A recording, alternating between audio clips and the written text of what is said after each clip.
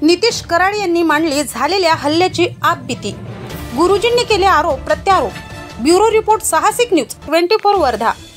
माझ्यावर हल्ला झाला, मी पोलीस स्टेशनला रिपोर्ट द्यासाठी गेलो। हे सगळे आमदार पंकज भोयरचे जे सहकारी आहे, सचिन खोशे, त्याच्यानंतर ज्योती पद्माकर जायदे, त्याच्यानंतर अजय ठाकूर, आशिष कुचेवार, हे सगळे तिथं लोक आले। मी माझ्या बूथवरून तिथं ग्रामपंचायतचे काही कर्मचारी बूथवर बसले होते लॅपटॉप घेऊन। तर माझ्या गावून येत असताना मी तिथं थांबलो, त्यांना विचारपूस करण्यासाठी जायचंच बा, तर डायरेक्ट मारायला धावला। आणि ते व्हिडिओ तुम्ही पाहिले आहे। त्याची पोलीस स्टेशनला रिपोर्ट द्यायला गेलो, तर पोलीस स्टेशनला रिपोर्ट देत असताना इतकं हरॅसमेंट केलं का 3 वाजताचा रिपोर्ट रात्री 2:15 वाजता माझा दाखल केला। सेटलमेंट करण्यासाठी खूप प्रयत्न केले, ठीक आहे। त्याच्यानंतर माझ्यावर दबाव आणण्यात आला। माझ्यावर 2 महिला आणल्या। 2 महिलांनी, एका महिलांनी ॲट्रॉसिटीची केस, एका महिलांनी ठीक आहे तुमच्यावर महिलांसोबत छेडखानी केली याचा आरोप दाखल करतो, तुम्ही तुमच्या पत्नीची केस मागं घ्या, अशा पद्धतीचे आरोप केले। माझ्या लहान मुलीला मारलं, माझ्या पत्नीला सुद्धा एक ठुसा इथं लागला, तिची कपडे ओढून धरले। म्हणजे या हदपर्यंत जाऊन सुद्धा माझ्या पत्नीचा रिपोर्ट घ्यायला तयार नव्हते ते। आम्ही दोघांनी रिपोर्ट केले होते।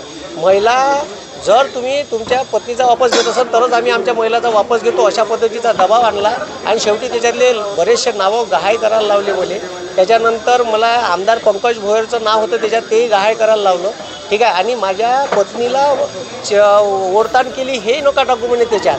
शेवटी मी माझ्या याच्यावर स्टँड राहिलो, तेव्हा कुठं माझ्या अर्जात ते त्यांनी नमूद करून घेतलं आणि मला 2:15 वाजता त्यांनी सोडलं रिपोर्ट दाखल करून। म्हणजे एका पोलीस स्टेशनला रिपोर्ट दाखल करायसाठी 7-7.5 तासाचा वेळ घालवते, म्हणजे ह्याच्यावर प्रशासनावर किती मोठा दबाव असत। SP साहेबांची माझ्यासोबत वागणूक बरोबर नव्हती, उद्धटासारखी माझ्यासोबत वागणूक दिली, माझ्या पत्नीसोबत उंच भाषेत बोलले ते, ठीक आहे। माझी पत्नी लेक्चरर आहे आणि मी महाराष्ट्राचा प्रदेश प्रवक्ता आहे। माझे भाषण ऐकायला 5-5 हजार लोक येतात।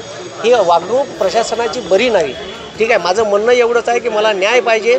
जर मलाच आरोपी करत असाल तुम्ही, ठीक आहे, आरोपी भलतेच असून आणि त्यांना VIP ट्रीटमेंट देत असाल तर मी न्याय कुठं मागायचा?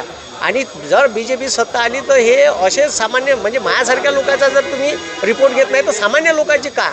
हा माझा प्रश्न आहे। आणि याचं उत्तर, ठीक आहे, हिचं जे BJPचे लोक आहे आमदार पंकज भोयर यांनी द्यावं। आणि याले पूर्ण वरद असतं पंकज भोयर आमदार यांचा होता।